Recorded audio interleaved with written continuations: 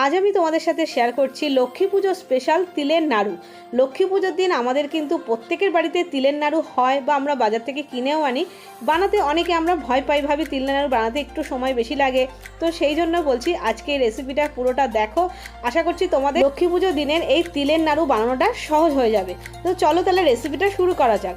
আমি এখানে 200 গ্রাম তিল নিয়ে নিয়েছি প্রথমে, আর একটা থালায় নিয়ে নিয়েছি, কারণ তিলের মধ্যে অনেক নোংরা থাকে, কালো তিল থাকে, বালি থাকে। তো সেই জন্য তিলটাকে একটু ভালো করে পরিষ্কার করে ঝেড়ে বেছে নিচ্ছি, আর হাত দিয়ে তারপরে একটু ভালো করে মুছে নেব। তো দেখো আমি ভালো করে বেছে নিলাম, তিলের মধ্যে যা যা নোংরা আছে সব বের করে ফেলে দিলাম।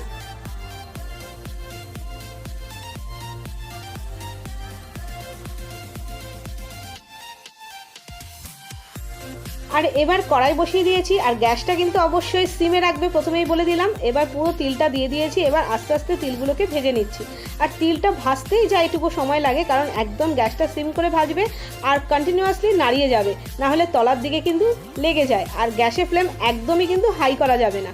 তো একদম গ্যাসের ফ্লেমটা সিম করে তিলটাকে ভেজে নিচ্ছি। আর ভেজে হয়ে গেলে বুঝতেই পারবে সুন্দর একটা গন্ধ আসবে, ভুনা ভুনা গন্ধ আসবে। আর তিলটা দেখতেও অন্যরকম, কালারটা দেখো পাল্টে গেছে। এবার আমার ভাজা হয়ে গেছে, আমি থালার মধ্যে ঢেলে নিয়ে ছড়িয়ে দিলাম। এবার আমি কড়াইতে দিয়ে দিলাম 1/2 কাপ মতন জল দিয়ে এবার দিয়ে দিলাম গুড়। আর আমি এখানে 200 গ্রাম তিলের সাথে আমি কিন্তু 200 গ্রামই গুড় দিয়েছি। গুড়টা এবার ভালো করে পাক দিয়ে নেব। গুড়টা পাক দিতে হবে, সেটাও কিন্তু আমি গ্যাসের ফ্লেমটা সিম করে রেখেছি। সিম করে করে একটু সময় নিয়ে পাক দিচ্ছি, কারণ গুড়টা খুব তাড়াতাড়ি কিন্তু তলায় লেগে যায়। এবার দেখো গুড় নাড়িয়ে নাড়িয়ে পাক দিচ্ছি।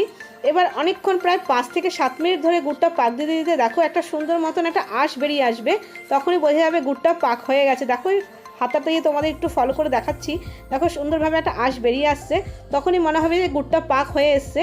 এছাড়া আরও একটা প্রসেস তোমাদের দেখাচ্ছি। দেখো একটা বাটির মধ্যে আমি একটু জল নিয়ে নিয়েছি, তার মধ্যে কয়েক ফোঁটা গুঁড়ো উপর থেকে ফেলে দিলাম। আর সঙ্গে সঙ্গে দেখো তলার মধ্যে গুড়টা কিন্তু বসে গেছে, তার মানে আমার গুড় পাক হয়ে গেছে।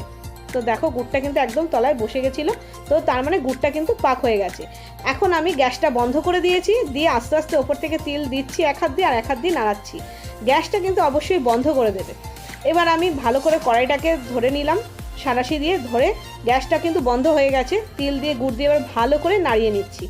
বেশ ভালো করে তিলের সাথে গুড় দিয়ে ভালো করে নাড়িয়ে নিয়ে এবার আমি থালায় ঢেলে দিয়েছি, থালায় ছড়িয়ে দিয়ে এলাম। এবার একটু গরম অবস্থাতেই কিন্তু সঙ্গে সঙ্গে পাক দিতে হবে। দেখো আমি সুন্দর করে ছোট ছোট করে পাক দিয়ে নিচ্ছি।